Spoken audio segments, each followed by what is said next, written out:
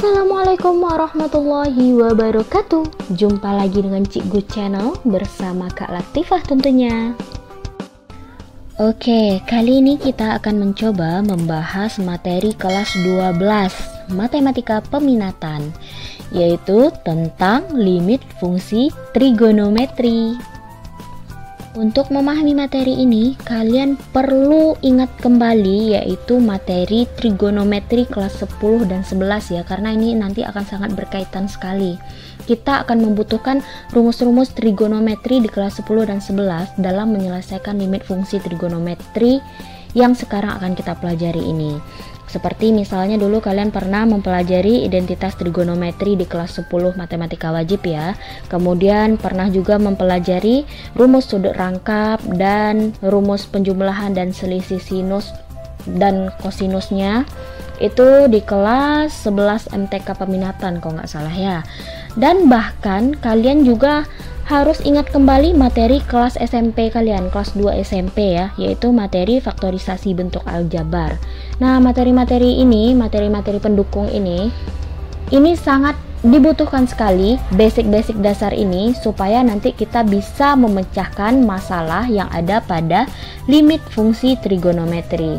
Nah, sebelum kalian mempelajari materi limit fungsi trigonometri, ada baiknya kalian cari dulu, buka-buka dulu buku lama tentang rumus sudut rangkap, rumus penjumlahan dan selisih sinus kosinus, kemudian identitas trigonometri, kemudian faktorisasi bentuk aljabar, lalu kalian pahami kembali. Kalau bisa ya, kalian bikin dulu catatan-catatan kecil tentang rumus sudut rangkap, kemudian rumus penjumlahan dan selisih sinus kosinus, kemudian identitas trigonometri. Kalian buatkan catatan-catatan kecilnya supaya nanti kalian gak susah-susah lagi membolak-balik buku kelas 10 dan buku kelas 11 kalian, atau bahkan buku SMP kalian gitu. Oke, untuk limit fungsi trigonometri ini cara pengerjaannya itu sebenarnya nggak terlalu jauh beda ya sama limit fungsi aljabar yang sudah pernah kalian pelajari di kelas 11 matematika wajib yang lalu gitu. Namun bedanya yaitu terletak pada yang kemarin itu adalah aljabar, kalau yang sekarang adalah trigonometri. Kita bermain dengan sin cos tangen gitu. Kalau yang kemarin itu kita cuma bermain dengan variabel, konstanta, koefisien, cuma kayak gitu aja. Tapi pengerjaan dasarnya sama gitu. Kalau yang di limit fungsi aljabar kemarin, cara yang pertama dilakukan itu adalah dengan cara substitusi langsung. Sama juga dengan yang sekarang. Yang sekarang limit fungsi trigonometri ini tetap kita juga mengerjakannya dengan substitusi langsung. Nah, kakak kasih contoh dulu materi yang kemarin ya, biar kalian ingat lagi. Misalnya kayak gini. Limit X menuju 0 misalnya, atau menuju 2 ya. Terus 3x tambah 2 misalnya. Bagaimana cara mengerjakan? Yang pertama kali yaitu kalian cobakan terlebih dahulu dengan cara substitusi langsung. Oke, kita coba dulu dengan substitusi langsung. 3x, x-nya ganti dengan 2, substitusikan 2 menjadi 3 kali 2 tambah 2. Kemudian ini berapa?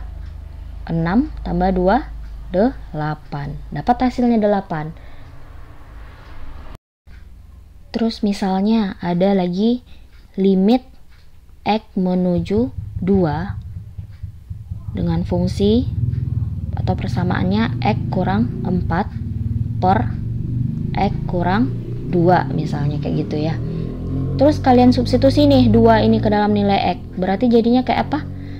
X kuadrat, berarti 2 kuadrat kurang 4 per x ganti dengan 2 menjadi 2 kurang 2. Ini berapa? 2 kuadrat 4 ya. 4 kurang 4 0. Terus 2 kurang 2 0 juga. Nah, jika menghasilkan seperti ini 0 per 0, maka itu berarti suatu masalah, yaitu nilainya berupa nilai tak tentu. Nah, jika nanti kalian menemukan jawaban berupa nilai tak tentu seperti ini, 0 per 0, atau misalnya tak hingga gitu ya, atau bahkan mungkin min tak hingga, ini merupakan sebuah masalah. Karena sebuah jawaban itu tidak boleh memiliki nilai tak tentu. Dia harus mempunyai nilai. Dia harus mempunyai nilai angka gitu. Nah, misalnya seperti yang di sebelah. Ini kan tadi memiliki nilainya 8 hasilnya. Nah, ini boleh karena ini memiliki nilai angka gitu. Sedangkan yang soal yang kedua ini jawabannya tak tentu, nggak jelas, gaje gitu ya. Kalau misalnya hasilnya berupa 0 gimana? Nah, kalau misalnya hasilnya 0 itu boleh, karena 0 ini jelas ya, dia angkanya angka 0 gitu. Kalau yang ini kan 0 per 0, tak hingga, min tak hingga, itu yang nggak boleh. Kalau hasilnya berupa 0 itu boleh. Terus gimana nih Kak, jika seandainya hasilnya sudah terlanjur didapatkan 0 per 0 atau tak hingga, min tak hingga gitu ya. Kita harus cari cara atau mengakali supaya nanti hasilnya tidak berupa bentuk tak tentu seperti ini. Nah, kalau misalnya di limit fungsi aljabar, setelah kita substitusi ternyata hasilnya berupa bentuk tak tentu, maka yang akan kita lakukan adalah menggunakan faktorisasi atau mengalihkan bentuk sekawan gitu. Kalau misalnya di limit fungsi trigonometri gimana? Setelah kita substitusikan ternyata hasilnya berupa limit tak tentu. Nah, yang akan kita lakukan adalah melakukan penyederhanaan fungsi atau persamaan menggunakan rumus-rumus trigonometri yang sudah kalian pelajari di kelas 10 dan kelas 11, yaitu rumus yang sebelumnya kakak kasih tahu tadi.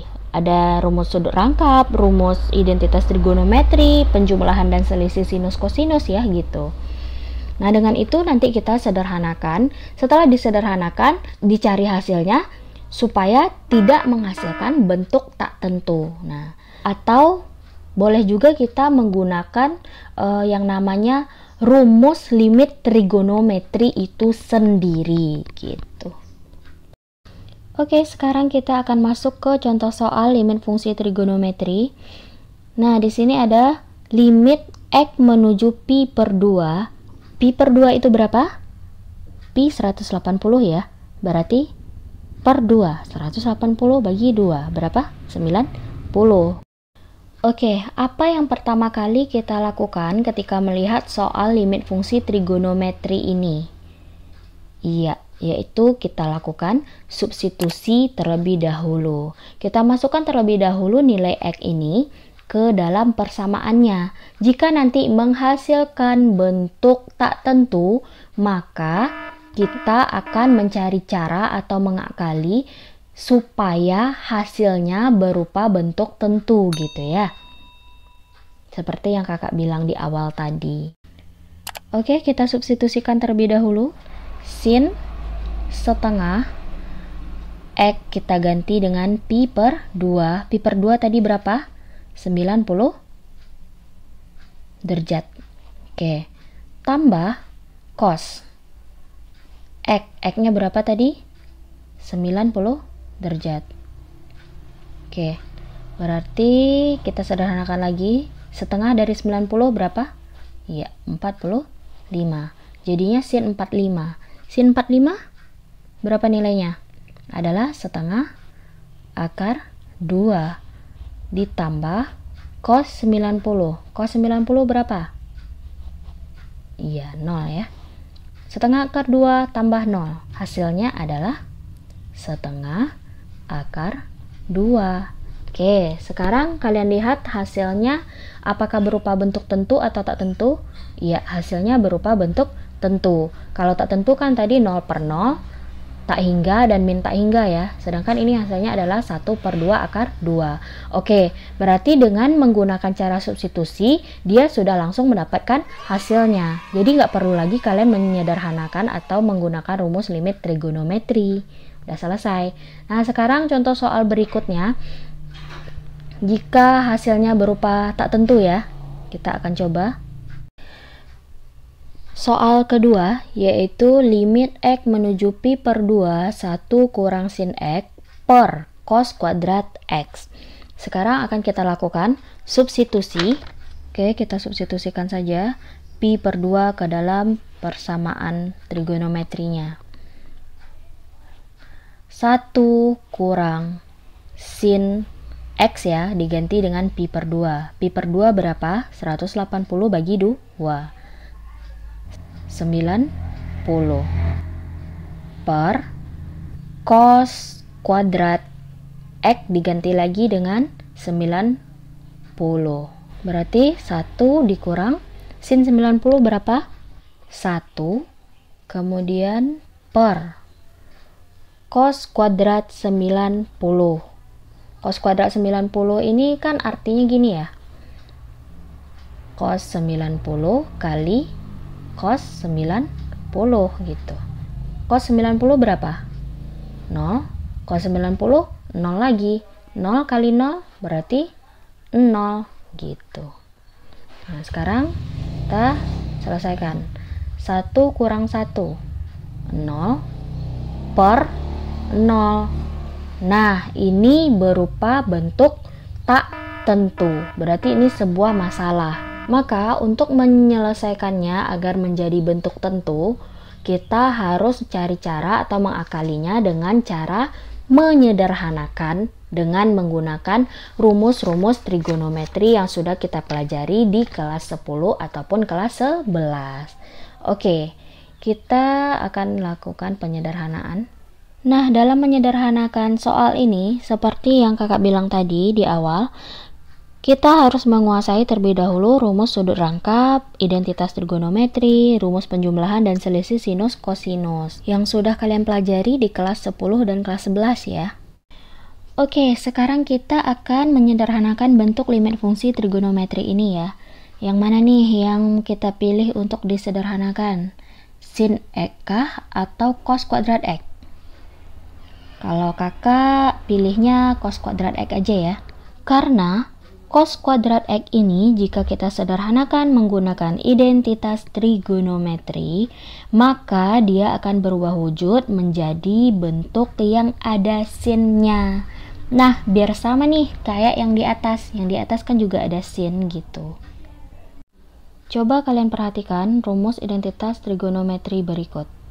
Kira-kira mana yang ada cos kuadrat X-nya di sana?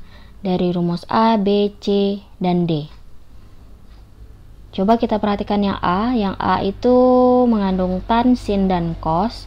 Yang B, sin kuadrat dan cos kuadrat. Nah, yang B ya. Yang B cocok nih.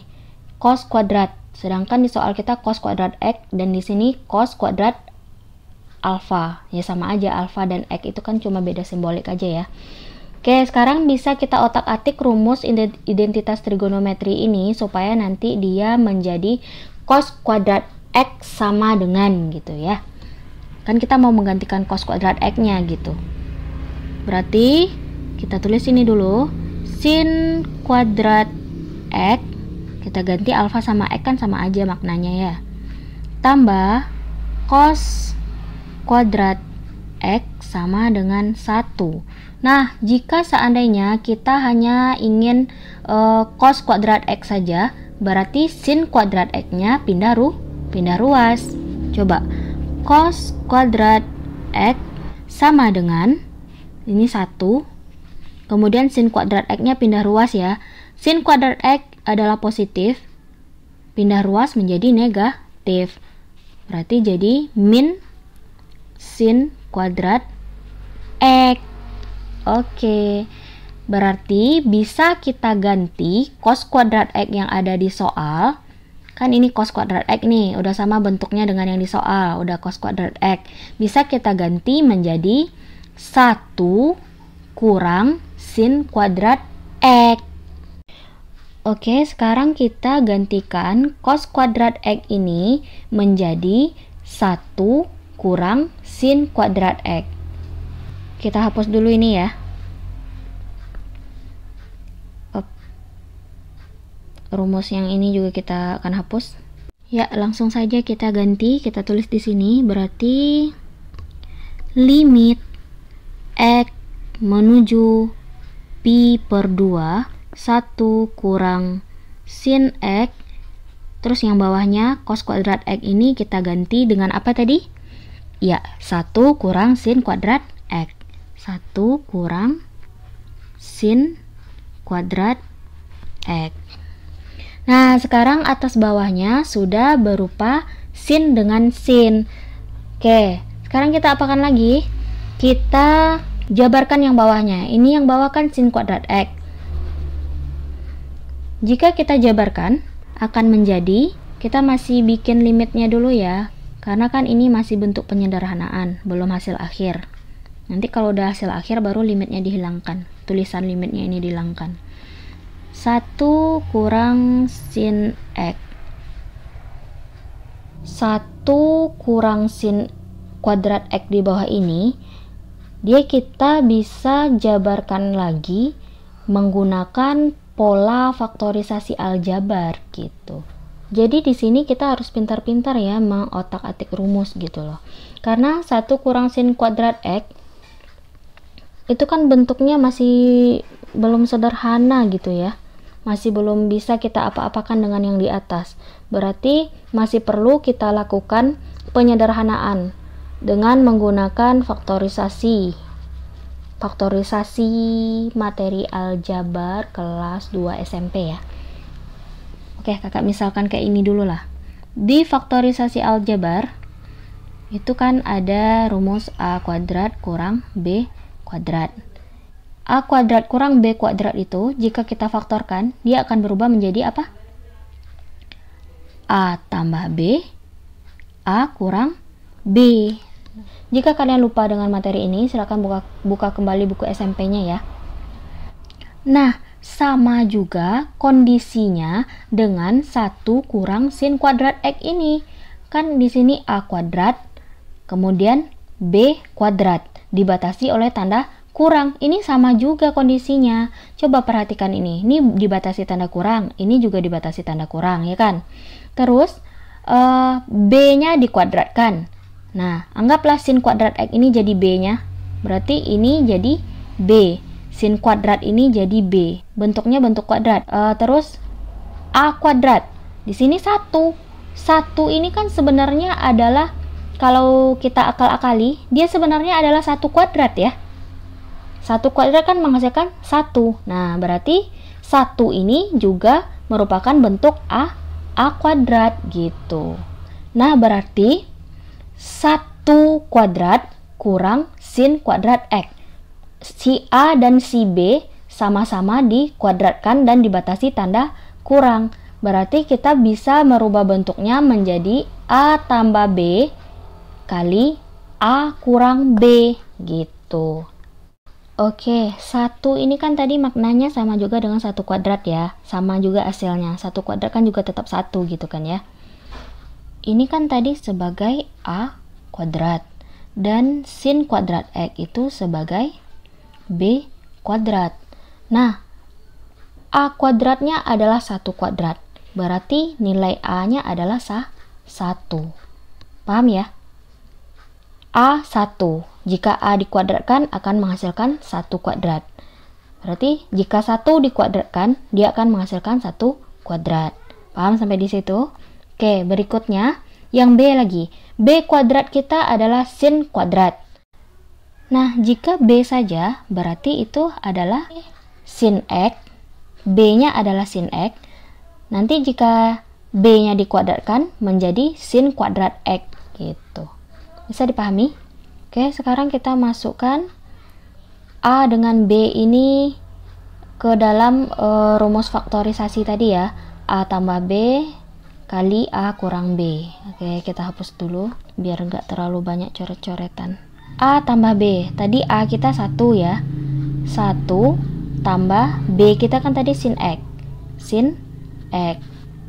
Nah, untuk A kurang B berarti 1 A-nya, terus B-nya adalah sin X.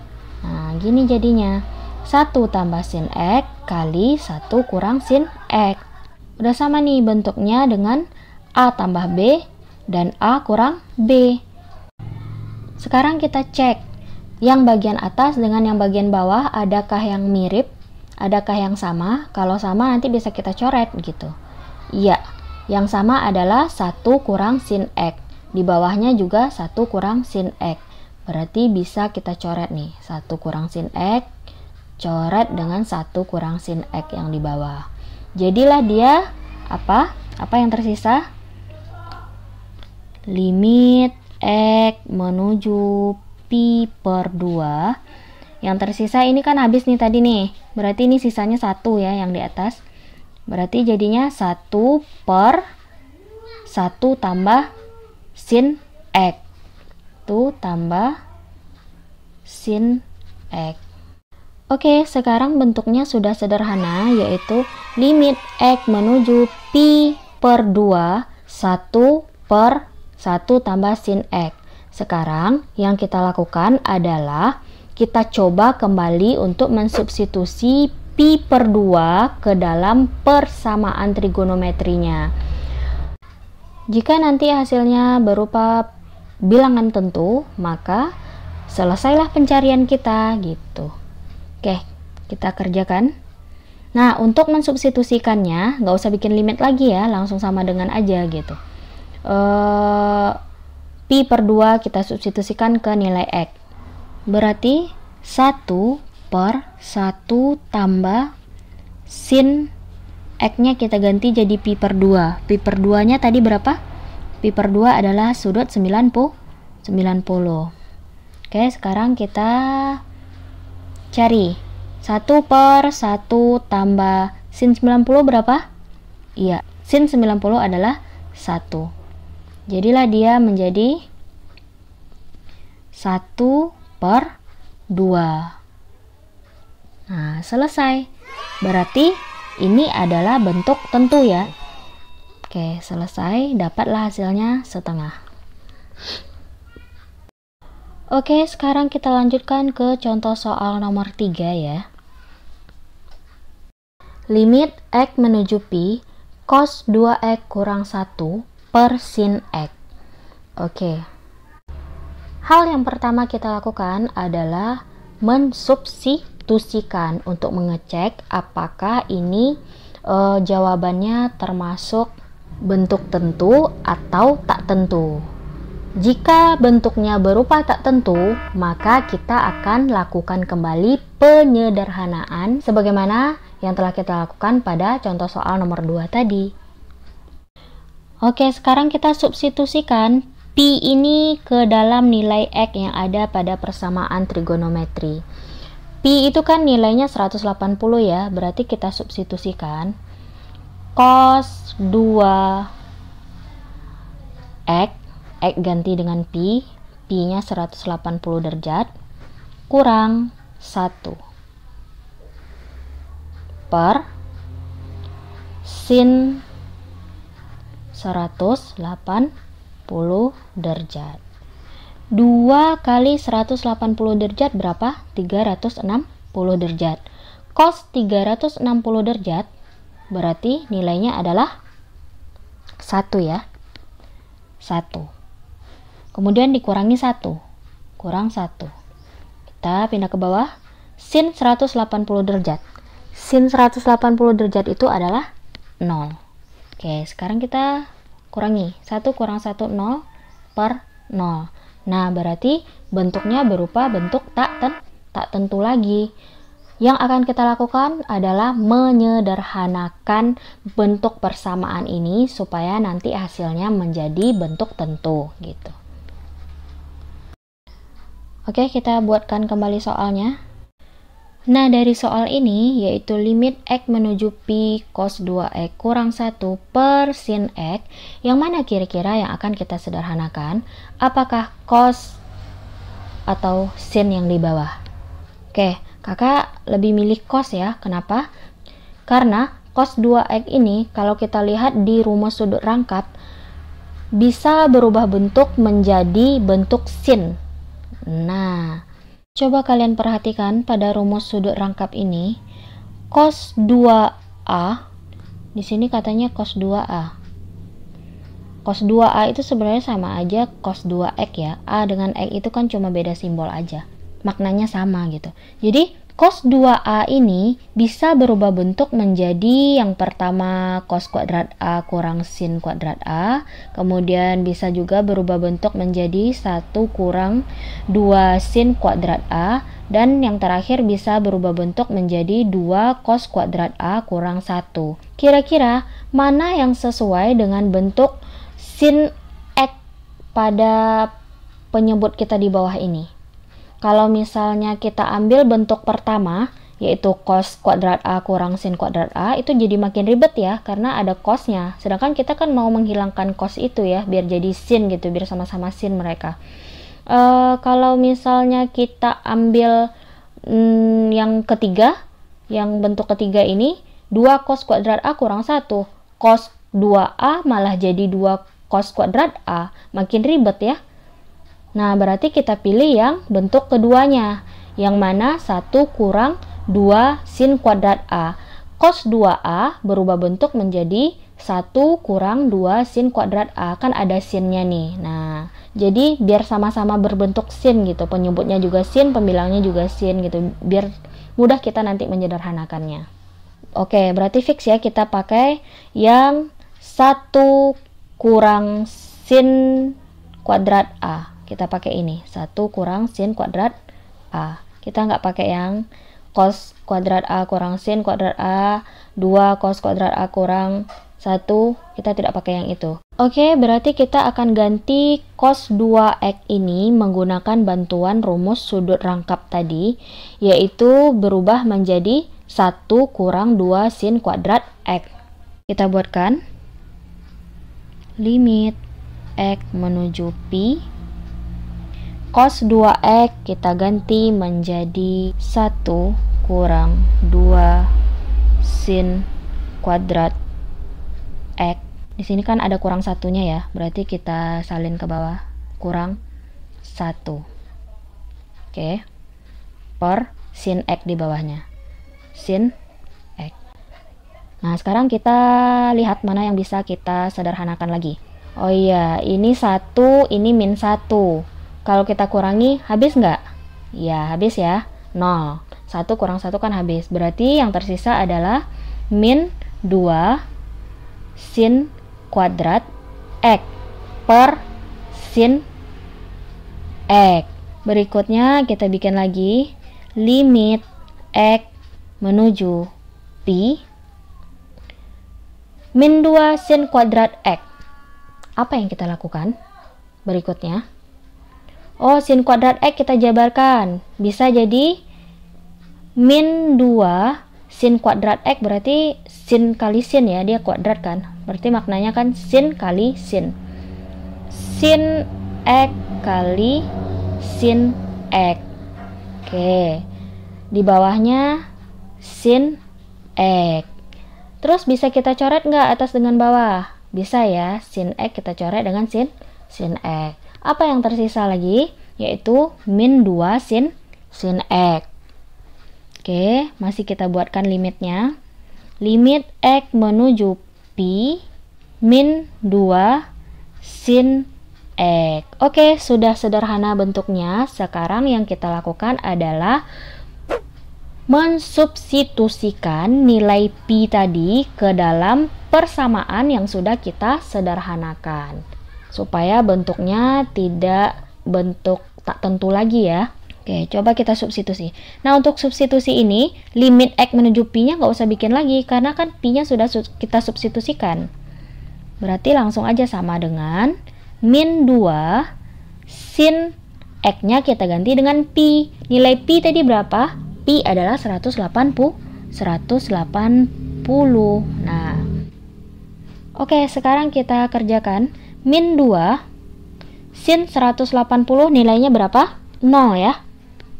Nah, min 2 kali 0 hasilnya adalah 0. Nah, 0 ini apakah bentuk tentu atau tak tentu? Iya, 0 ini adalah bentuk tentu.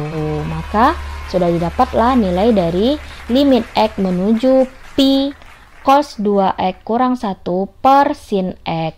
Nilainya adalah 0. Bisa dipahami menyelesaikan limit fungsi trigonometri dengan cara penyederhanaan ini?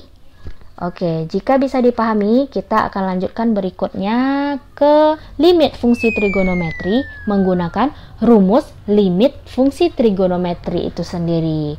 Gimana sih bentuk rumus limit fungsi trigonometri itu? Oke, sambungan materi ini bisa kalian lihat linknya di deskripsi ya, yaitu tentang limit fungsi trigonometri menggunakan rumus limit fungsi trigonometri itu sendiri. Ya. Berarti video kita kali ini sampai di sini dulu ya. Jangan lupa like, komen, dan subscribe. Assalamualaikum warahmatullahi wabarakatuh.